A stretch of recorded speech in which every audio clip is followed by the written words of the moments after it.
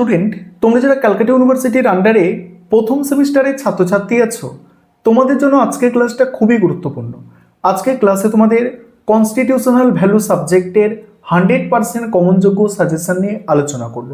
তবে কেবলমাত্র সাজেশন নয়, আজকে তোমরা মডেল কোয়েশ্চেন পেপার পেয়ে যাবে। অর্থাৎ সাজেশন আলোচনা করব, তারপর তোমাদের আমি মডেল কোয়েশ্চেন পেপার নিয়ে আলোচনা করব। এবং তোমাদের কোয়েশ্চেন প্যাটার্ন তোমরা জানো, এই পেপারে তোমাদের কোনো ছোট প্রশ্ন থাকবে না। 50 নম্বরের পরীক্ষা, এক একটা মডিউল থেকে এক একটা 25 নম্বরের প্রশ্নের অ্যান্সার তোমাদের দিতে হবে। মক টেস্টের প্রশ্নপত্রটা দেখো, তাহলেই বুঝে যাবে তোমাদের পরীক্ষার কোয়েশ্চেন পেপার কেমন হবে। তাহলে সাজেশন এবং মক টেস্টের প্রশ্নপত্র আমি স্ক্রিন রেকর্ডের মাধ্যমে আলোচনা করছি, সম্পূর্ণ বিষয়বস্তুটা বুঝে নাও। প্রথমে তোমরা সম্পূর্ণ সাজেশন দেখে নাও, তারপর তোমাদের মডেল কোয়েশ্চেন পেপার নিয়ে আলোচনা করব। দেখো মডিউল ওয়ান থেকে প্রশ্নগুলো দেখো। সংবিধান এবং সাংবিধানিকতা কাকে বলে? তারপরের প্রশ্ন আছে ভারতের সাংবিধানিক মূল্যবোধের ক্ষেত্রে ন্যায় বিচার ও স্বাধীনতার ধারণাটি আলোচনা করো।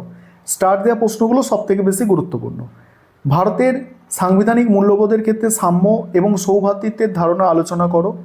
পরের প্রশ্ন আছে ভারতের সংবিধান কিছু মূল নীতির ভিত্তিতে গঠিত, বিবৃতিটি ব্যাখ্যা করো।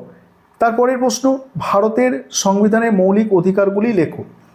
পরের প্রশ্ন দেখো, পরের প্রশ্ন ক্ষমতা স্বতন্ত্রীকরণ নীতি কাকে বলে, এর মূল নীতিগুলি লেখো। ভারতে ক্ষমতা স্বতন্ত্রীকরণের সাংবিধানিক মর্যাদা আলোচনা করো। পরের প্রশ্ন ভারতের সংবিধান প্রস্তাবনার গুরুত্ব লেখো। তারপরের প্রশ্ন আছে আইনের অনুশাসন কাকে বলে, এর মূল নীতিগুলি আলোচনা করো। পরের প্রশ্ন ভারতের সংবিধানে উল্লেখিত সার্বভৌমিকতা ও সমাজতন্ত্রের অর্থ লেখো। তারপরে প্রশ্ন ভারতের সংবিধানে উল্লেখিত ধর্মনিরপেক্ষতা, গণতন্ত্র ও প্রজাতন্ত্র সম্পর্কে লেখো। এখানে দেখো যেগুলো স্টার দিয়ে চিহ্নিত করা সেগুলো হচ্ছে সবথেকে বেশি গুরুত্বপূর্ণ। মডিউল 2, এবারে মডিউল 2 থেকে এই প্রশ্নটা আসার সম্ভাবনা 90%-এরও বেশি আছে। প্রশ্নটা কি? ভারতের সংবিধানের 51 ক ধারায় উল্লেখিত মৌলিক কর্তব্যগুলি আলোচনা করো এবং এর গুরুত্ব বা তাৎপর্য লেখো। দ্বিতীয় প্রশ্ন ভারতের সংবিধানে মৌলিক দায়িত্ব বা কর্তব্যের উদ্ভাবনের প্রেক্ষাপট আলোচনা করো। 3 নম্বর প্রশ্ন মৌলিক কর্তব্যের আইনি মর্যাদা ও সীমাবদ্ধতাগুলি লেখো। এই হচ্ছে তোমাদের কমপ্লিট সাজেশন। এবার মডেল কোয়েশ্চেন পেপার বা মক টেস্টের প্রশ্নপত্র তোমরা দেখে নাও। এবার তোমরা মডেল কোয়েশ্চেন পেপার বা মক টেস্টের প্রশ্নপত্র দেখে নাও। দুটো সেট তোমাদের জন্য তৈরি করা হয়েছে এবং তোমরা যারা ইংলিশ ভার্সানের স্টুডেন্ট আছো তোমরাও দেখবে মক টেস্টের প্রশ্নপত্রগুলো তোমরা ইংলিশেও পেয়ে যাবে।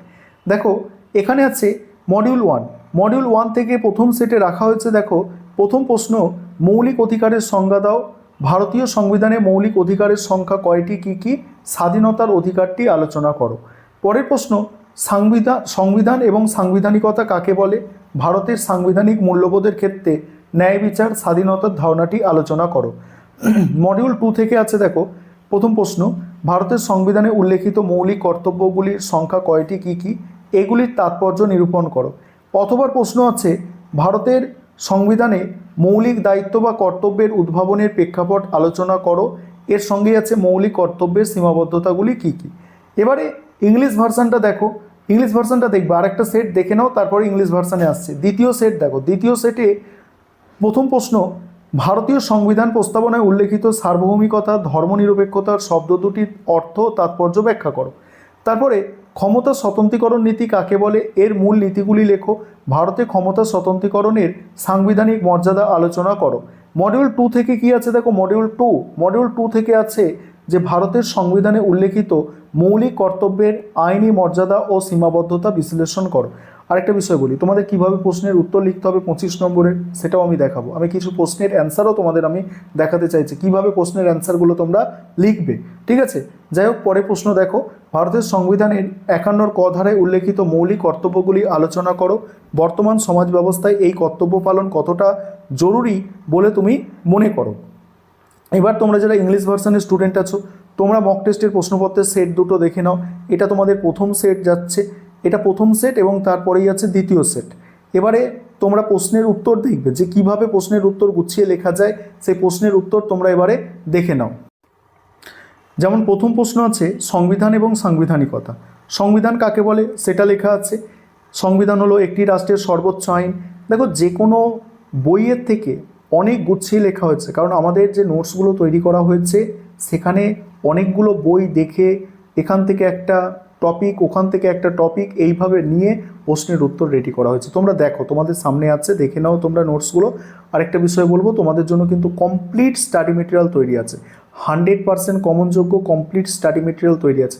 তবে একটা বিষয় বলি, যে এখানে যে স্টাডি মেটেরিয়াল আছে সেখানে দুটো জিনিস তোমরা পাবে, একটা হচ্ছে কোয়ালিটি, আরেকটা হচ্ছে কি সহজ সরল ভাষা। ঠিক আছে, যাতে তোমরা পড়ে সহজে মনে রাখতে পারো এবং পরীক্ষায় লিখলে ভালো নম্বর পেতে পারো।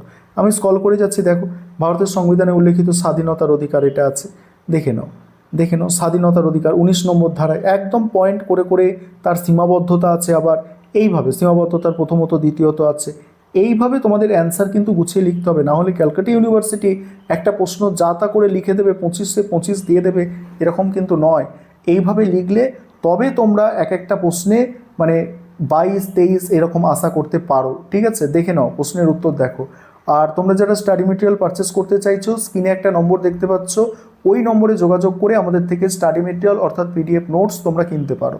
দেখে নাও তোমরা সম্পূর্ণ জিনিসটা দেখে নাও, অর্থাৎ কীভাবে তোমাদের জন্য স্টাডি মেটেরিয়াল রেডি করা হয়েছে তোমরা দেখো। আমি স্ক্রল করে যাচ্ছি এবং তোমরা পজ করবে, পজ করে এগুলোকে পড়বে। যেমন এখানে একটা প্রশ্ন দেখবে যে ন্যায় বিচার, ন্যায় বিচার কীভাবে এসেছে, ঠিক আছে, জাস্টিস শব্দ হচ্ছে জাজ শব্দ থেকে উদ্ভূত হয়েছে। ঠিক আছে, এইভাবে লেখা আছে, মানে সবথেকে বেস্ট কোয়ালিটি যেটা দেওয়া যায় সেইভাবেই তোমাদের জন্য নোটসগুলো তৈরি করা হয়েছে। দেখে নাও তোমরা প্রশ্নের অ্যান্সারগুলো দেখে নাও। আমি স্ক্রল করে যাচ্ছি এবং তোমরা যারা সম্পূর্ণ পিডিএফ পারচেস করতে চাইছো অবশ্যই তোমরা স্ক্রিনে দেওয়া নম্বরে যোগাযোগ করবে।